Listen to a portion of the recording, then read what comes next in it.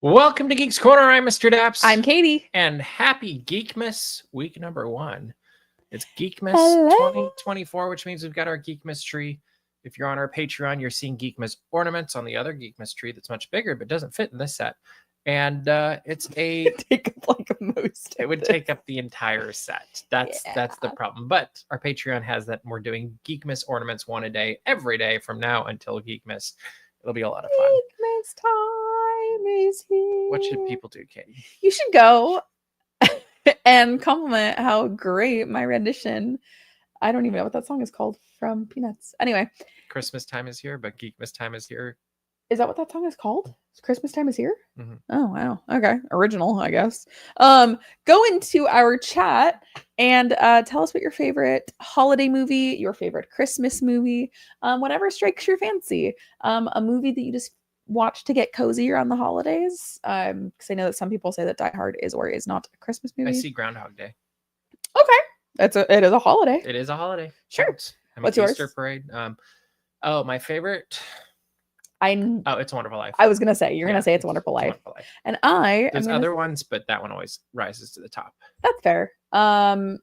Spirited. Mm-hmm. It's really. I see Muppet Christmas Carol there. Muppet Christmas Carol is just like Mickey's Christmas Carol. I see also a very good one. Yeah. Lots of classics. Muppet Christmas Carol is like the Christmas movie to me. Mm-hmm. It's one of the best Christmas soundtracks too, I think. I will never forget the time that I almost got into Barbie and the Nutcracker. Keep going. I know who said that. Me too. Pop off Queen.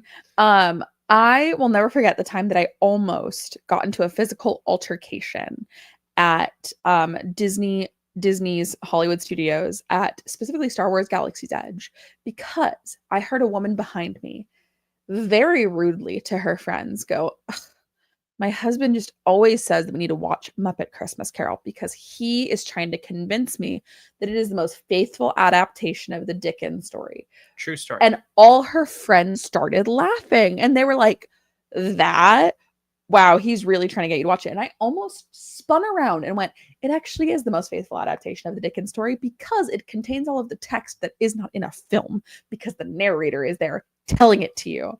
So I do feel very passionately reading. It's a good thing. See Nightmare Before Christmas, Mickey's Christmas Carol, always lots of good choices. Another good choice to watch this season is Star Wars Skeleton Crew. The first 2 episodes came out last night, a night early. Otherwise, it would have been tonight. It's true. Which originally, I believe it was scheduled to be, but I forgot that they moved it. They did, and we are 1 of 2 episodes in. I'm actually really liking the first episode. Indy has hiccups you might not hear. We'll see how good our sound is or not. But Katie, what do you think of Skeleton Crew so far? We're 1 1/4 in. I think that's important to say. I think it's phenomenal. I think it's super fun. I love Star Wars that does not take itself super seriously. So what does that mean to me? That means saying wizard is back, baby. That's not a spoiler. That's Star Wars canon. That's Star Wars lore. Okay, wizard. Okay.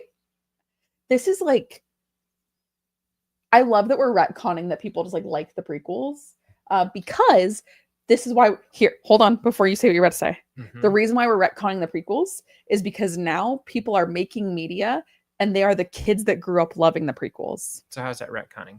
It's not like it's rewriting history. I don't even know if it's that. I just think there's always a group that doesn't want the past to change, and so they don't like anything that's new and different. And you see that with every new thing that comes along, whether that's music, whether that's new adaptation of A Christmas Carol. Like there's always that group that's like, well, that's not the way I grew up with it, and so they dislike it, which is Star Wars and Star Trek. Actually, not as much Star Trek. Like that, not as much Star Trek. They did for the remakes, the J.J. Abrams remakes, but okay, everybody did. Those went away when they just did the new ones for Paramount Plus. But point being is, I do think there is always that like generational, like, oh well, this isn't the one I first was introduced to, so it can't be nearly as good. Whether that's fair or not, probably not. But going back to Skeleton Crew, the thing I think it does so brilliantly is you're watching it and it doesn't feel like it's new, even though it is new, because I was watching it and I was like, oh, this feels like E.T. This feels like, I mean, you hear the reviews where people are like, oh, it feels like the Goonies. It feels like E.T. It really does feel like the Goonies and E.T.s and all those 80s movies that so many of us loved as kids.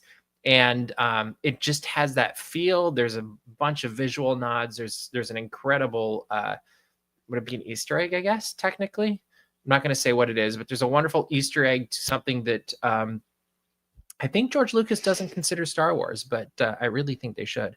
But it's a lot of fun. Star I can't Wars wait to now, see baby. where the whole thing goes and how it plays out and where it ends up, because even in the first episode, there's a lot of nods to where things could go and how they could connect into a larger Star Wars universe by staying all on its own. I also think that Star Wars more frequently just needs to be fun. I just think that sometimes Star Wars doesn't need to be this big, serious war against the galaxy. Don't you think often, though, that's our own faults? It is. Because I think a lot of the filmmakers who make it are talking about how they had so much, like you listen to them, they're making like, oh, we thought it'd be this grand adventure. And then people take it too seriously. And this very much feels like the Goonies. Like, yes, just watching it. Meets E.T. Yes. Because I actually thought visually there's a lot to E.T. also. Visually there's a lot of E.T., but and musically. The character, also the music's really good. The vibe of it just gives me these Goonies. Which music is Mick Giacchino, and I want to hear more from him. Which at first when you said that, I thought you were just calling your buddy Michael Mick. No. It's his son. So I think that's really cool. All right. We got a new trailer today for Snow White. It's coming out next March 21st, I think, if I can recall. And this is one of the more in-depth trailers, I guess, we've seen for Snow White. We see Snow White. We see the Evil Queen. We see the Seven Dwarves. What do you think of this trailer? So Skeleton Crew. I don't like it. I will admit, before we get into it too much, the comments on the trailer that I posted this morning have been this. They're either people love it or they're like, I'm not on board with this. And I don't hate it. Like, I'm not sitting there being like, I think this is the worst thing ever.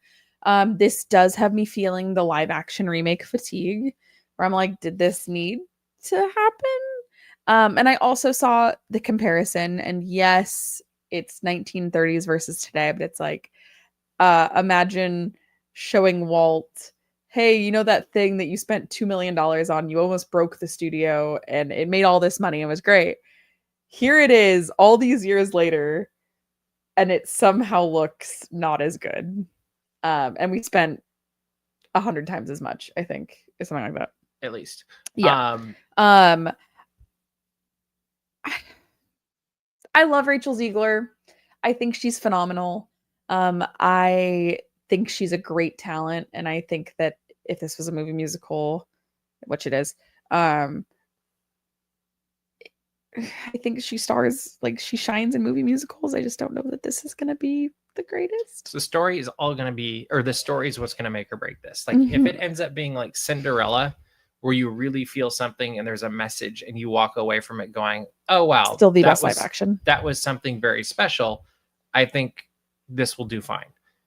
However, if it's just a plussed up version of the 1937 thing with a new song or two and digital dwarves, then I don't think it's going to work. Mainly because I was distracted by the digital effects in the trailer, and they got a few months to get these polished or whatever. And to me, there's few things more distracting when things don't look real. And I think that's why we're seeing such a huge push back, even going back to Skeleton Crew, to physical sets and physical locations. And people really like to have that sense of like, oh, I could go there, I could touch that, I could, smell the trees and the grass, and Skeleton Crew definitely does that. Like, you can, as he's rolling down a hill, you're like, oh, I can smell that dust. Like, you also get a different performance out of actors when they are physically there. Yes. You could have the best actors in the entire world, but if the sets aren't real, they're not in the room with who they're acting across from, if they're like all these things, It just doesn't come off as an authentic Yes. experience. But if this does add to the story and it does have a solid story, then I think it'll be fine. Like it'll do well. I don't know that I'm sold on it yet. Like I want to be, and I want it to do well just because Snow White is the original Disney princess. And I can remember as a kid, my grandma talking about seeing Snow White when she was a little girl and how much of an impact that made on her, which is kind of why you almost have to be more careful with it. So I hope it does well. We'll see. Like, I'm just not, I want to like it more than I do, but the digital effects kind of blew me away a little bit, like in a not good way. I did think that the animals looked pretty good. Like I thought the animals looked better than the dwarves. The magic mirror looked a little bit too CGI to me also. And I kind of almost think you should maybe just do something a little bit more practical and old schools, but I don't know. We'll see. Maybe I'm just proving the generational theory I had 5 minutes ago. We also had a ton of news fist at Cloud. From Walt Disney World today. What'd you say? I said old man shakes his fist at Cloud. Yes. Which is an even older man in the cloud. In the mirror. I was taking it to the next level. Anyway, we got a ton of news from Walt Disney World today. First off, Dinosaur is remaining open for another year. It won't close until 2026, which I think is hilarious / borderline disappointing because I'm really excited to see a new take on Indiana Jones in Disney's Animal Kingdom. What do you think? I think this is a disservice to Dinoland USA. You think I should just close it? Yeah. Well, I think I get that people want to say goodbye, but I think that already Dinoland is a shell of what it used to be. Here's the other thing, though. You need to have something for people to do during the day at Disney's Animal Kingdom. And there's only so many big rides to go on. And love it or hate it, Dinosaur does provide a good... They have to close it at some point. Yeah, but why not wait till you've got more of the new Tropicals America open first? Because I'm betting they can flip, like, and get the carousel. Like, I think they can get some of it open in a year. Because if you're putting a carousel in there, that'll open quickly. You might not have the Encanto ride open, but you can have it starting to look like it. So then there's something for people to do. Here's my fear. Yes. Walk with me. Okay, but it has to be a quick walk. We got a lot of ground to cover. Here's my fear is that they are going to start doing what they have done in the past, which is start tearing the attraction down while keeping it operational. So I fear that it's like, oh, Dino Institute, everything out front is gone. Probably. Things inside are taken down. And that to me is, I'm like... Well, probably not inside, but I think outside there's a possibility. Things might start disappearing from inside. And I just worry that I'm like, why are we keeping an attraction open? Capacity.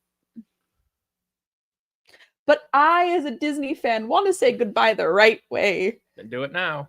I'll still never forget this. There was an attraction. I'm afraid to actually say it by name because I'm afraid I might get attacked. There was or you might get attacked. There was an attraction that closed at Walt Disney World that I was so upset that I didn't get to see. And you went, when did you last go on it? And I like gave you a year and you were like, oh no, keep that memory. That's much better. Oh, that's true. Yeah. Yeah, that's much better. We also got an opening timeline for Epcot's Spaceship Earth Lounge, which I think is very exciting. Let's go, baby. That one, like, to me, that is one of the most exciting things that they've announced recently. Is everybody, I feel like it's always been a corporate lounge. When you look up there and it's behind Spaceship Earth, you see those big windows and occasionally you see a person or two in them and the lights will be on as they cleaned it. And but I think for as long as I can remember going to Epcot, I'm always like, I want to go up to that area.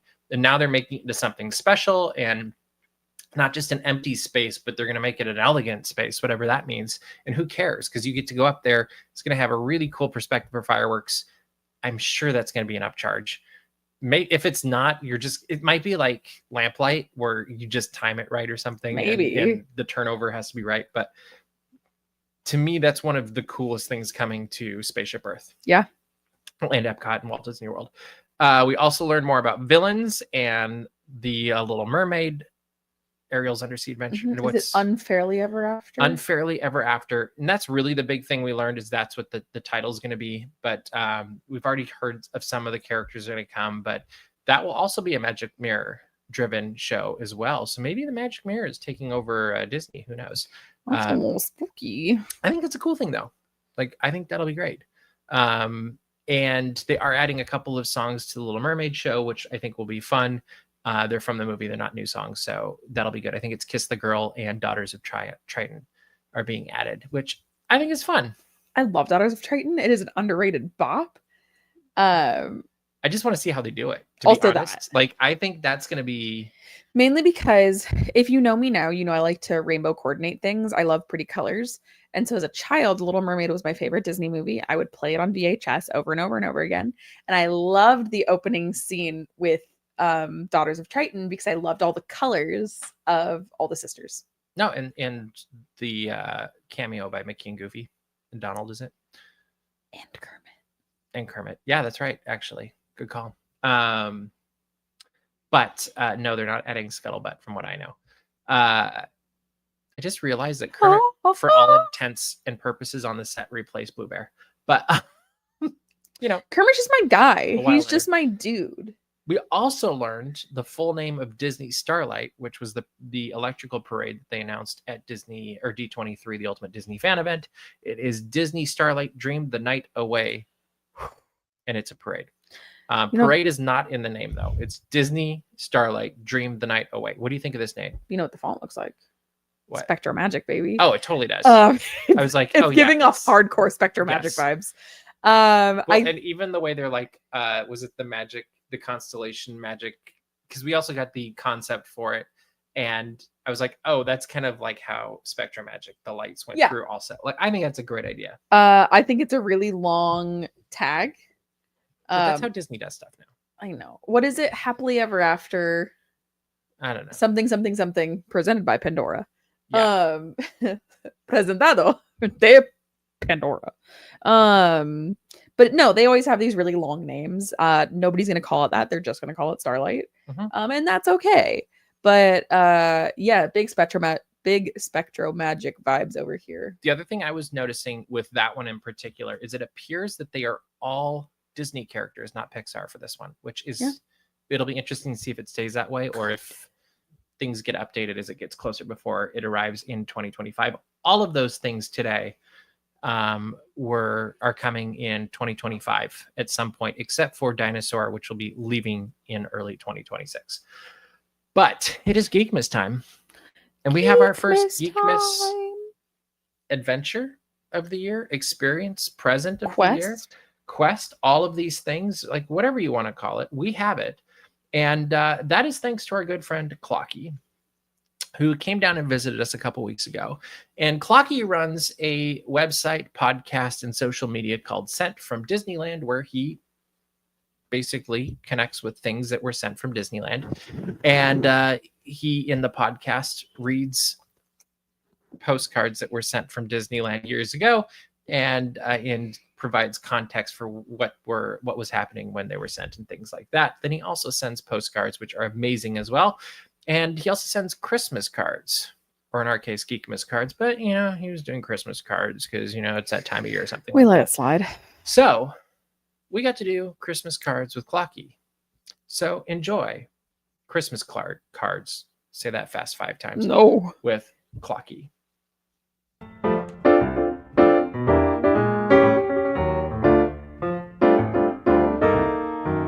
Hey everybody, I'm Mr. Daps and I'm here at Disneyland with Clocky and Katie because it's the Christmas season, which means it's time for Christmas cards with Clocky from Sent From Disneyland. So we're going on a quest. How many times can we make alliteration work in this video? It's a lot. It's a lot. So what we are going to do is there are how many mailboxes in this park? There are 22 mailboxes in this resort. Both parks. Both parks. Not the hotels. Not the hotels. 17 in this park. And then 5 in the other 5 next one. door. Huh. We're going to go to all 22 of them in the parks, not in the hotels, because they're way over there. But we're going to send a bunch of postcards to people. Show how many postcards you have. At least There's a bag. There's at least like 22 of them. That's not postcards. But we're going to go find some mailboxes, right? Let's do it. Let's do the postcard, Christmas card quest thing. Let's do it. With Clocky. Yeah, all right. Katie, there's no cards. There's no mailbox out.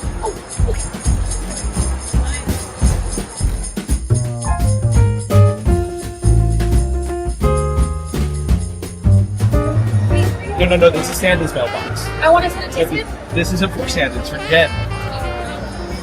Okay. I get it.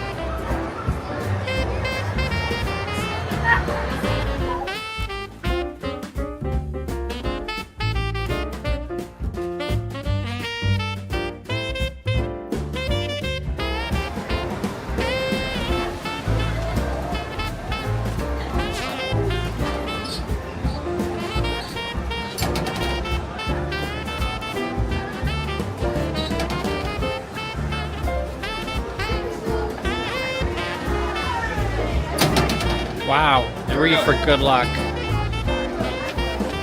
All right, where's the next one? Okay, that was 2. Okay, let's do it.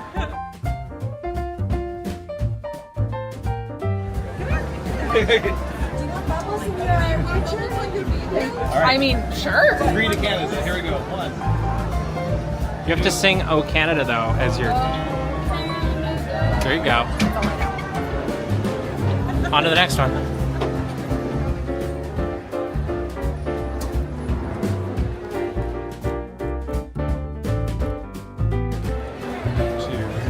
3 at the 3rd mailbox Wow. of 22.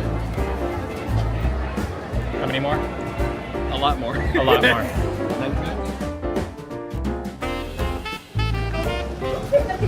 Don't miss.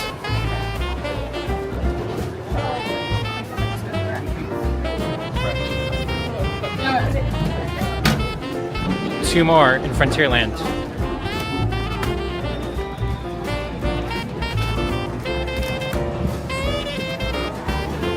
Can you see it? We can.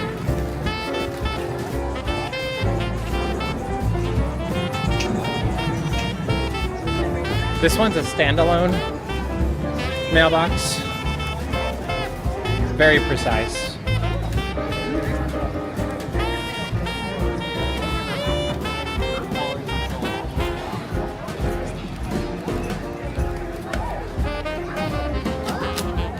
Oh, you got it.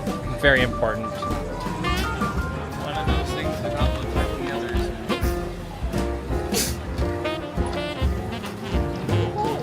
others. See which ones go first. All right, one more. Off we go.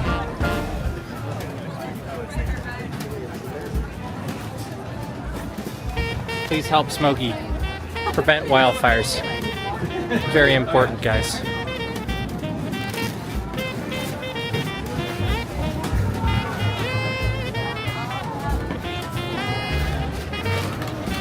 So Clocky, other than Main Street, does Frontierland have the most mailboxes? Yeah. Okay.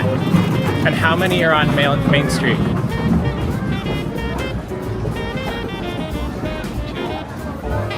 6, 7, 8, 9, 11. Technically 11, but if you cut down Main Street into different sections, we can talk about it when we get there.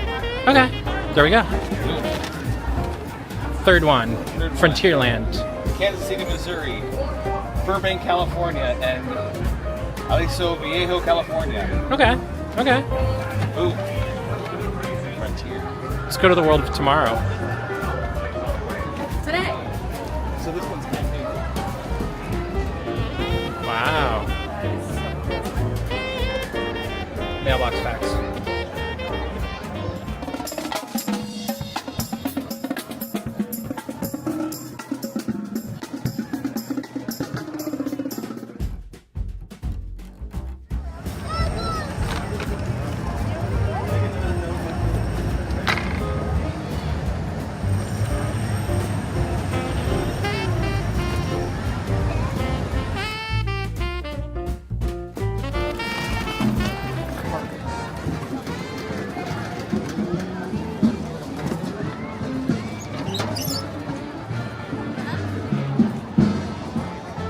Then you go that way, I'll meet you on the other side.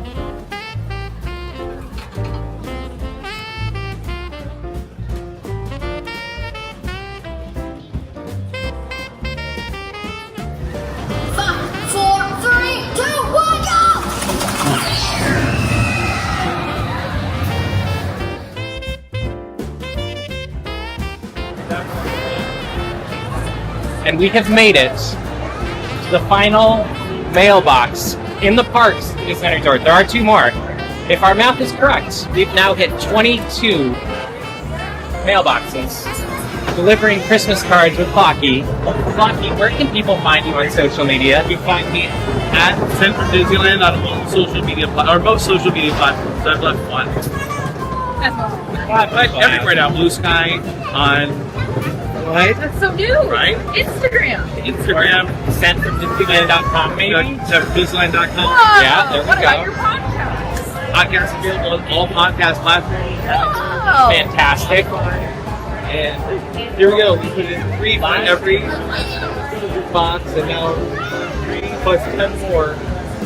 And those are all of the postcards, right? The rest of the cards everywhere. Christmas cards all going in. All right, one last one. Go for it. Put it in. On the ground. Up there it goes. You'll have to check the mail. Katie, you have to. You can't do that. That's illegal. That's not federal property. That's federal property now. But make sure to subscribe to our YouTube channel so you don't miss any more of these crazy videos with Clocky, Mr. Daps, and Katie. You don't want to miss any of them. I'm gonna go find a snack or something while they keep playing with this mailbox. But we hope you've enjoyed it. Let us know in the comments if you have any other future videos you'd like to see the 3 of us do, because we'd love to for you. But for now, see you later. Happy Christmas. Keep kind.